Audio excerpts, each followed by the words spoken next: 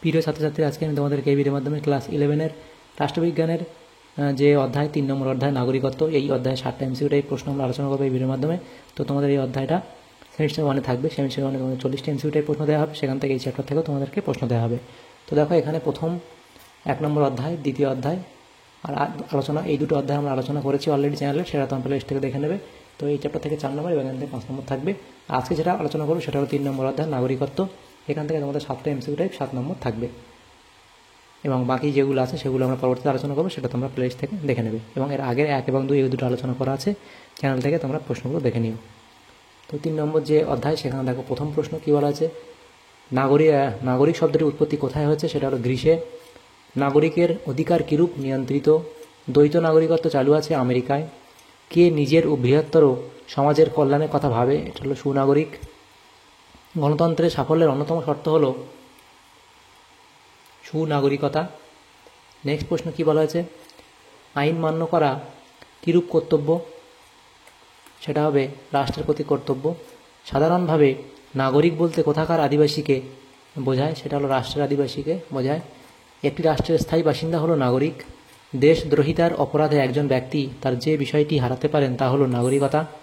তারপরে প্রশ্ন, সুনাগরিকতার প্রধান অন্তরায় হলো নির্লিপ্ততা।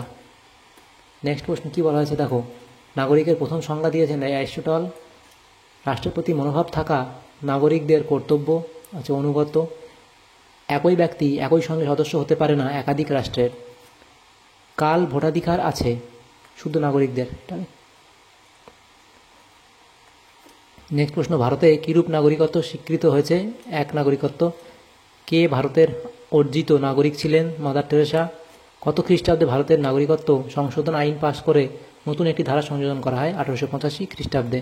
দ্বৈত নাগরিকত্ব সমস্যার কীভাবে উদ্ভব হয়, জন্মস্থান নীতি ও রক্তের সম্পর্কে নীতির জন্য। চন্দননগরের অধিবাসীরা কীভাবে ভারতের নাগরিকত্ব লাভ করে, সমষ্টিগত নাগরিকত্ব অর্জনের পদ্ধতির মাধ্যমে। ভারতীয় পার্লামেন্ট কবে নাগরিকত্ব আইন প্রণয়ন করে, এটা হল 1955 খ্রিস্টাব্দে। নেক্সট প্রশ্ন, নাগরিকতা অর্জনের জন্মস্থান নীতিটি অনুসৃত হয়েছে মার্কিন যুক্তরাষ্ট্রে।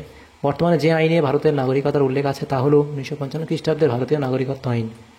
ভারতে 18 বছর বয়স হওয়া সত্ত্বেও ভোট দিতে পারে না গুরুতর অপরাধে দণ্ডিত ব্যক্তি। ভারতের প্রথম নাগরিক বলা হয় রাষ্ট্রপতিকে। ভারতে দেশীয় পণ্যের মাধ্যমে নাগরিকত্ব প্রদান করা সম্ভব।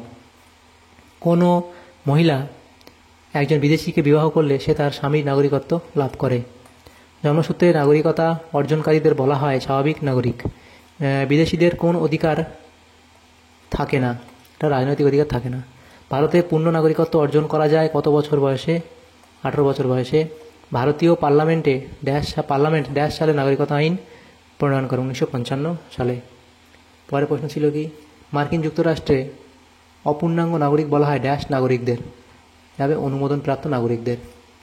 অনুমোদনের দ্বারা নাগরিকরা অর্জনকারীদের নাগরিক বলা হয়, অনুমোদন সিদ্ধ নাগরিক বলা হয়। সংবিধানের ধারাগুলিতে ভারতীয় নাগরিকতার সম্পর্কে আলোচনা করা হয়েছে, এটা হবে 14 থেকে 18 নম্বর ধারাতে। অনুমোদন সিদ্ধ নাগরিক মার্কিন যুক্তরাষ্ট্রের রাষ্ট্রপতি হতে পারে না। অনুমোদন সিদ্ধ নাগরিকরা পূর্ণ নাগরিকের মর্যাদা পায় না বেলজিয়ামে। নাগরিকতা বিলুপ্ত হতে পারে যদি কোনো ব্যক্তি অন্য দেশে নাগরিকত্ব নেয়।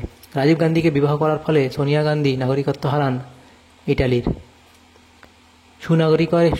সুনাগরিকের অন্যতম গুণাবলী হল দেশপ্রেম।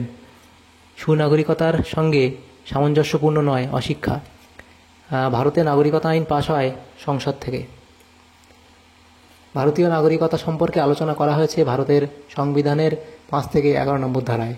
স্বাভাবিক নাগরিক বলতে বোঝায় যে ব্যক্তি জন্মসূত্রে নাগরিক।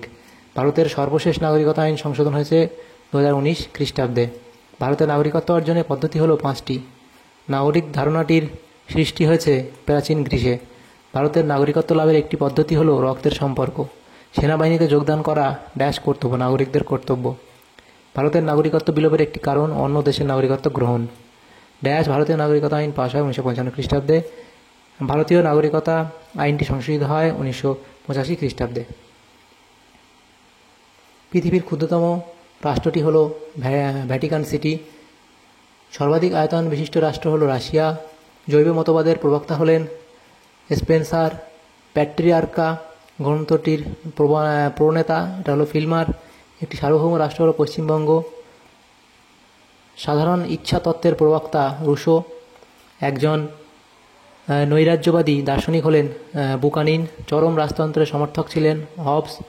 রাষ্ট্রকে সর্বদোষমুক্ত বুদ্ধিময়তা বলেছেন হেগেল। জনগণের সার্বভৌমিকতার প্রবক্তা হলেন রুশো। তাহলে আমাদের এই চ্যাপ্টারে যে প্রশ্নগুলো ছিল সেগুলো তৃতীয় অধ্যায়ের, এখান থেকে যে প্রশ্নগুলো আসবে তার মধ্যে আসতে পারে এমন কিছু প্রশ্ন আমরা আলোচনা করলাম, ইম্পর্টেন্ট প্রশ্ন 7টা। তো এই তোমার সামর্থ্য উপকার এসে থাকে ভিডিওটা অবশ্যই লাইক করবে, চ্যানেল নতুন হলে অবশ্যই চ্যানেলটাকে সাবস্ক্রাইব করে রাখবে পরবর্তী অধ্যায়ের প্রশ্নগুলো পাওয়ার জন্য। Thanks for watching.